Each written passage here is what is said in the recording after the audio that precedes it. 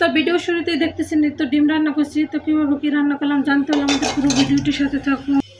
আসসালামু আলাইকুম, আশা করি সবাই ভালো আছেন। আলহামদুলিল্লাহ আমরাও ভালো আছি। তো প্রতিদিনের মতন আরেকটি নতুন ভিডিও নিয়ে চলে আসলাম আপনাদের মাঝে। এখানে লাল শাক ভাজি করবো। তো লাল শাকের জন্য তো আমি রসুন ভাজিয়ে নিলাম, একটু কাঁচা পেঁয়াজ দিলাম, ওটা হালকা ভাজিয়ে এখন শাকটা একটু ভাজি করে নিলাম। তো একদিকে লাল শাক ভাজিও শেষ, লাল শাক ভাজিলাম। সাথে আছে করলা হয়েছে ছোটো ছোটো আলু দিয়ে ভাজি করতেছি। ঘুমার বলে মতন কতগুলো লাল আলু আছে, অনেকে চিনে, তো ওটা দিয়ে ভাজি করতেছি। ওই ছোটো আলু দিয়ে করলা ভাজি করলে খুব মজা লাগে। সেখানে ভাজি করতেছি, পাশাপাশি শুটকি ভুনা করতেছি।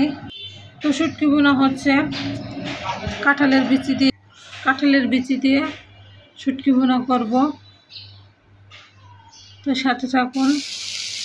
একটু শুটকি ভুনার জন্য মশলা কষিয়ে নিচ্ছি।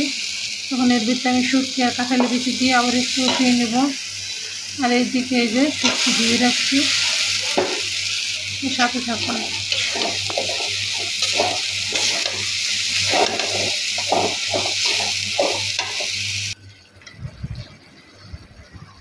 তো এইদিকে দেখতে পাচ্ছেন এই যে ছোটো ছোটো ডিম। তো এটা কিসের ডিম বলে যাবেন কমেন্টের মাধ্যমে। আর এই দিকটা একটু শুটকিতে দেওয়ার জন্য রসুন থেতলে রাখছি একটু, তো রসুন দিয়ে দেবো। আর এইদিকে ভাতও প্রায় শেষ পর্যায়ে। তো এইদিকে হচ্ছে ভাত নামিয়ে এখন চুলায় বড় ডিমটা ভাজে নিতেছি।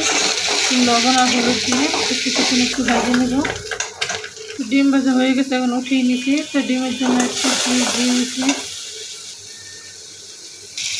তো এইদিকে একটু ডিমের মশলা কষাইতেছি। তো মশলা কষানো হয়ে গেলে সেটা একটু করে আলু কেটে রাখছি, এটা খুব ভালোভাবে কষিয়ে নেব। তো বিশেষ করে আমার বাসাটা হচ্ছে রাস্তার পাশে, যার জন্য আউট শব্দগুলো আসতেছে। তো অনেকটা চেষ্টা করে ওই শব্দ থেকে বা করার জন্য যখন ভয়েস ওভার দিই, মাঝে মধ্যে ভয়েসে দেওয়ার টাইম আইসা পড়ে, করণীয় কিছু নাই। তো আপনারা কিছু ভাববেন না। তো এইদিকে কথা বলতে বলতে আলু কষানো শেষ, ডিম দিয়ে দিলাম। আর এখন ডিমের ভিতরে ঝোল দিয়ে দিলাম পরিমাণ মতো, কতটুকু লাগবে। তো এখন অপেক্ষার প্রহর গুনতে থাকি। তো রান্না বান্না প্রায় শেষ। তো এখন রান্না শেষে আমি একটু জিরার গুঁড়া দিয়ে দেব, দিয়ে একটু ভালো করে লাইড়ে ছেড়ে নেব।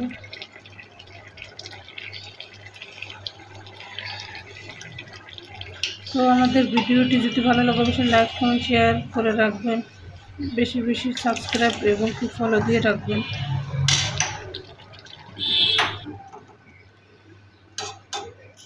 তো আজকের মতো এ পর্যন্ত, আল্লাহ হাফেজ।